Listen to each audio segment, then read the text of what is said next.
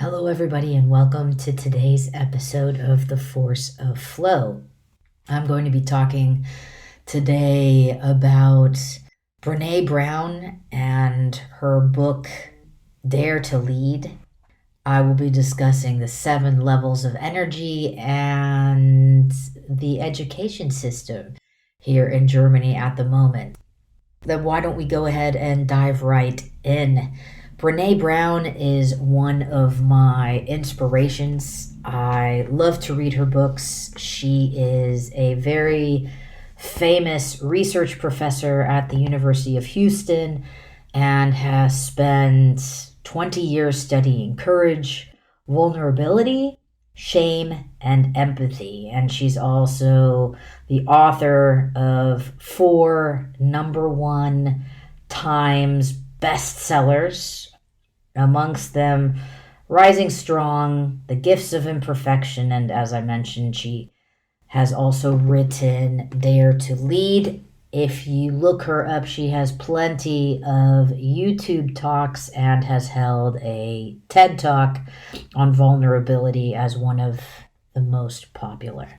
And today, for me, it is about her views on vulnerability and courage and perfection. Well, I will tap in and discuss that a bit because it has to do with its connections to the way that I have been experiencing the education system here in Germany. And that in turn has very much affected the levels of energy I've been at the last couple of weeks. And at the very beginning of this show, I discussed, there are 7 levels. 1, apathy. 2, more conflict. 3, responsibility, kind of forgiveness. 4, being compassion and concern. 5, reconciliation, peace. And then 6, synthesis, joy. And the very last one, 7, absolute passion. There is no judgment. It is just what it is. And this is where I have my dilemma, because for the last couple of weeks, I have been hovering along and in the lowest levels and been racking my brain how I can not make that so evident, especially when it comes to my daughter, because she's the one who's been struggling at the moment with the education system, and have it affect her, but still be some sort of the strength, the empathetic mother, the one who has answers, the one who lets her know, hey, you can come to us anytime and talk and we'll be there for you. When all the while on the inside, I'm just screaming, what the F? You can't possibly expect youngsters today to be bombarded with so much information. You got to be kidding that some educators put all the responsibility on 10 and 11-year-old children. And that's the operative word. They are still children. And it just seems like when we were going through school, everything seemed, of course, to be a lot easier. It's not an excuse. But at this point, yes, how do you, as a mother and a woman, try to console your daughter that things will get better, where most likely things will get tougher? And it's really difficult for me to think of ways to motivate her, because I don't see the motivation at the moment. Where is this leading to? And it just seems at the moment there is this disconnect from politics and the Ministry of Education creating a curriculum that is so far disconnected with our reality of today and what is going to be awaiting our children when they are finished with school. And also the idea of how do you get them to stay, to want to be lifelong learners, to still feel passionate about wanting to take on new things, where our world might dictate that.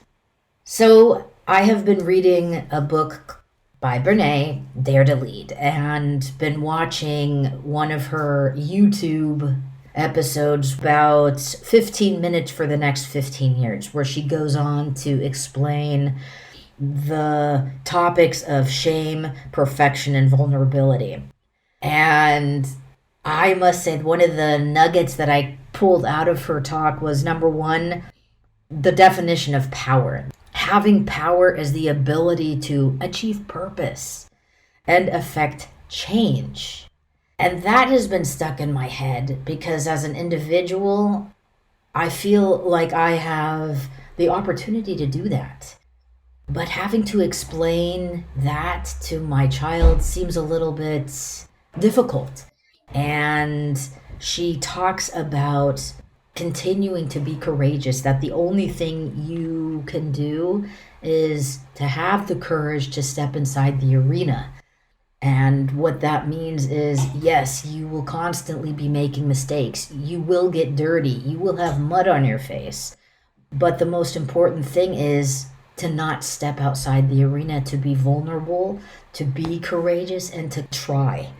And it's fascinating because she has limited the noise around her by saying, you know what, I am more than willing to accept criticism or get advice, but only from those people who are courageous enough to get in the arena with her.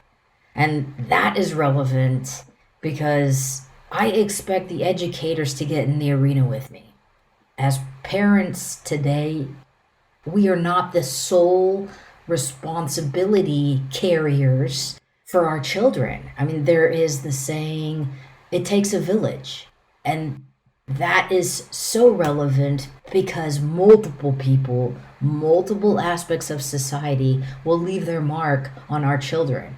And without them stepping into the arena, how could we possibly take advice or get critique from them?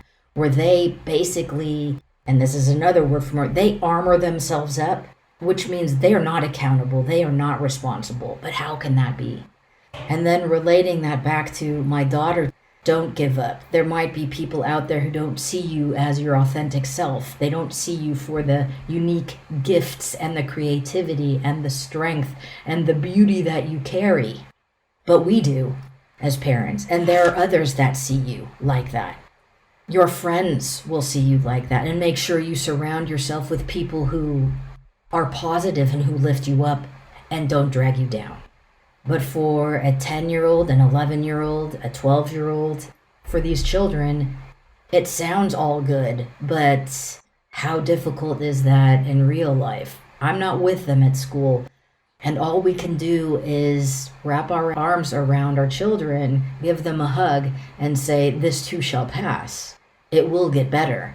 But it seems like this is a future state, and it's sad for me and gut-wrenching at times because I wish that it could be the now and not just something we strive for in the future. So with all these sentiments going around, being in level 1 and level 2 because I'm completely angry with the teachers, with the education system, and the resentment because I feel like this slowly chips away at the outside, the character of my child. And it creates such a struggle. And it's very hard to look past that as a coach, as a mother, as a woman, and have compassion and see any type of opportunity through this, unless it's something very radical. Like, hey, can you pull your son or daughter out of the education system? Can you do online schooling? There are alternatives. But what can you realistically do? What fits your current situation? You have European schools, you have international schools, but then it's something that isn't sustainable due to your geographic location, due to perhaps finances, due to your family surroundings. And it just seems at times that I'm stuck. And I don't have a solution, and I don't know what the next step forward is. How do you deal with these kinds of issues? How do you console your children and say that it'll get better? perhaps knowing that it won't, or at least not yet. If you have any advice or you'd like to share, talk about any of the experiences with your children and school friends, I'd love to hear it. Shoot me a message and I'll be sure to respond. This is an interesting topic, and I love combining it with Brene's take on don't forget to be courageous, stay inside the arena, get your face dirty. I want to thank you all for taking the time and coming to this episode. Looking forward to hearing from you all. Have a fabulous weekend, and may the force of flow be with you. Bye-bye.